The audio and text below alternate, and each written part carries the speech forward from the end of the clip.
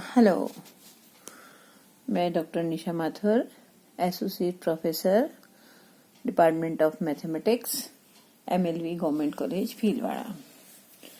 आज हम BSc part first के सेकंड पेपर कैलकुलस में double integration in polar coordinates means अगर हमारा फंक्शन आर और थीटा में हो तो हम डबल इंटीग्रल कैसे करेंगे।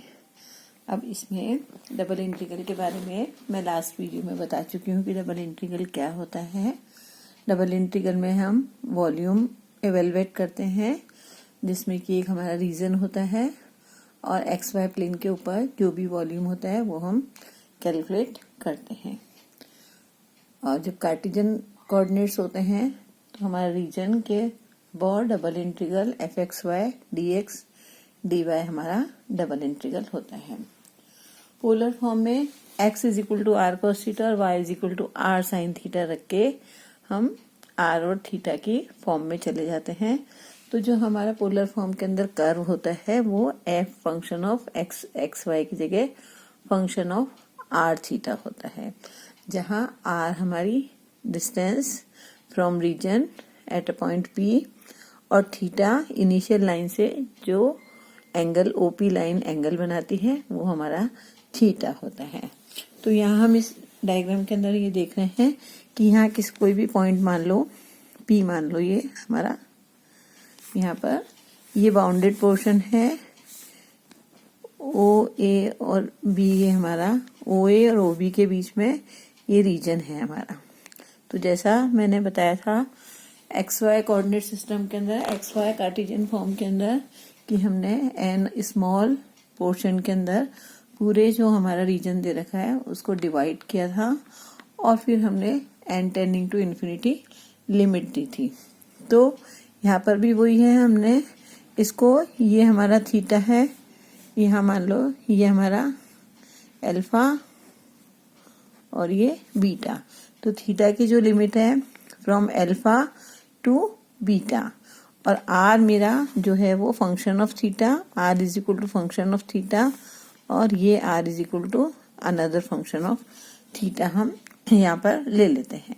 तो ये जो है double integral over the region A function of R theta D A is equal to, यहाँ पर हमारी एक्स या वाई की लिमिट जिस तरह आती थी अब यहाँ पर हमारी आर और थीटा की लिमिट आएगी।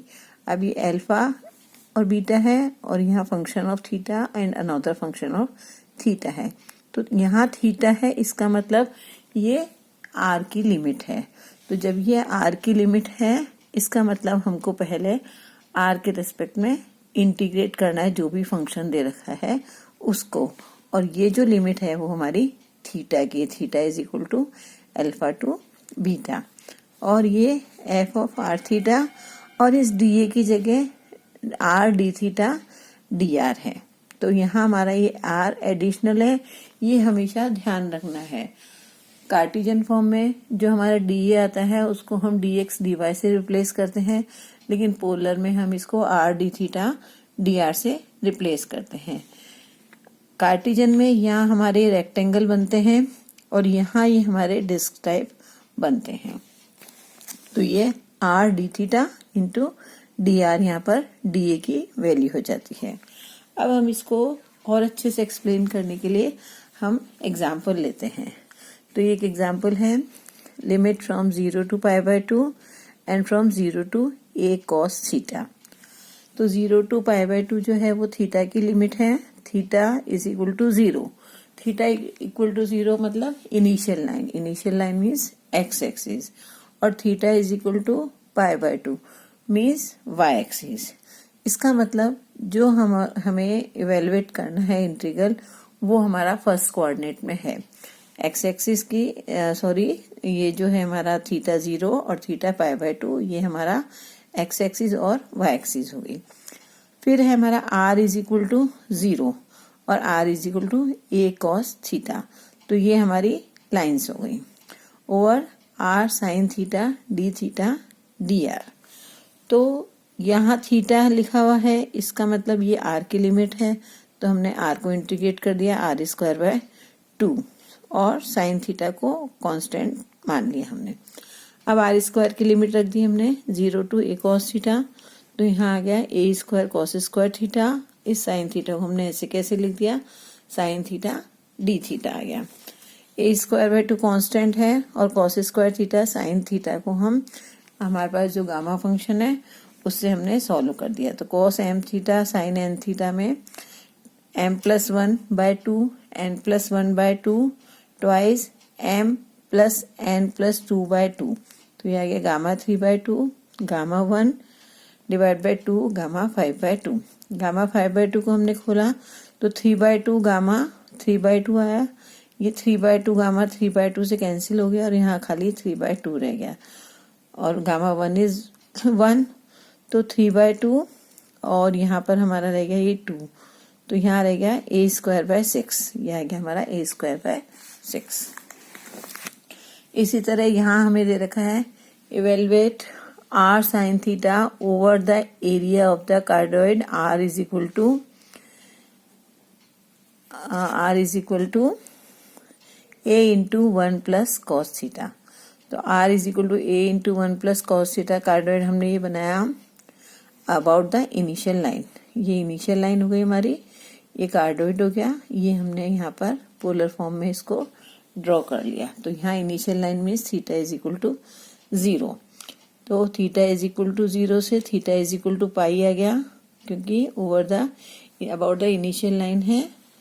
तो थीटा की वैल्यू 0 टू पाई हो गई और आर की from 0 to a into 1 plus cos theta हमें यहाँ दे रखा है और हमें जो इंटीग्रेट करना है वो r साइन थीटा को करना है। तो ये r साइन थीटा और r D theta by D R, यहाँ हमेशा r हमें D theta r D theta d are लिखना है, ना कि डी थीटा डी आर, ये हमेशा हमें याद रखना है। अब ये r की लिमिट है तो वही r स्क्वायर है, यहाँ r³/3 हो जाएगा। r³ की वैल्यू यहाँ से हम लिख देंगे a³ 1 plus cos theta whole cube, ये रख दिया keeping theta constant. Sine theta को ऐसे कैसे लिख दिया, फिर हमने इसको यहाँ डिवाइड कर दिया। डिवाइड करने पर हाफ एंगल्स में इसको चेंज कर दिया हमने, तो ये हाफ एंगल्स के अंदर आ गया। लिमिट भी चेंज हो गई हमारी, ये हमें आता है करना गामा फंक्शन अप्लाई करके, ये हमने इसको सिंप्लीफाई कर दिया। तो ये हमारा जो पोलर फॉर्म है, अगर कार्टेशियन फॉर्म की जगह पोलर फॉर्म में है तो हमें गामा फंक्शन एक तो याद रखना है, और दूसरा यहाँ जो हमने हाफ एंगल्स में चेंज किया है उसका रीजन ये है कि जो हमारी लिमिट दे रखी है वो 0 टू पाई दे रखी है, और जब गामा फंक्शन हम अप्लाई करते हैं तो लिमिट हमारी 0 टू पाई/2 होनी चाहिए। तो यहाँ हमने इसको 1 प्लस कॉस थीटा को हाफ एंगल्स में चेंज किया, फिर थीटा की जगह हमने 2 फाई रखा, तो हमारा ये 2 sin phi cos 7 phi d phi आ गया और लिमिट हमारी 0 टू पाई/2 हो गई। फिर हमने वही 7 + 1/2 1 + 1/2 एंड ट्वाइस m+n+2/2 करके इसको सिंप्लीफाई किया, तो वो हमारा ये आ गया। बीटा गामा फंक्शन में लास्ट वीडियोस जो मैंने अपलोड पहले किए थे उसमें उसके सारी थ्योरम्स और जितने भी फॉर्मूलेज हैं इवैल्यूएशन के वो बता दिए थे। तो आप लोग उसको बीटा गामा फंक्शन वाला वीडियो पहले देख लें, जिससे आपको फॉर्मूले ध्यान हो जाए और वो यहाँ हमें इवैल्यूएशन के अंदर यूज में आएंगे, तो उनको अच्छे से याद करना है। तो ये हमने ये 2 एग्जाम्पल लेके मैंने बताया कि अगर पोलर फॉर्म के अंदर हमारी इक्वेशन हो या पोलर फॉर्म हो, हमारी पोलर कोऑर्डिनेट्स हो, तो हम डबल इंटीग्रल कैसे निकालते हैं, और कार्टेशियन का मैंने इसके लास्ट वीडियो में बता दिया था। Thank you.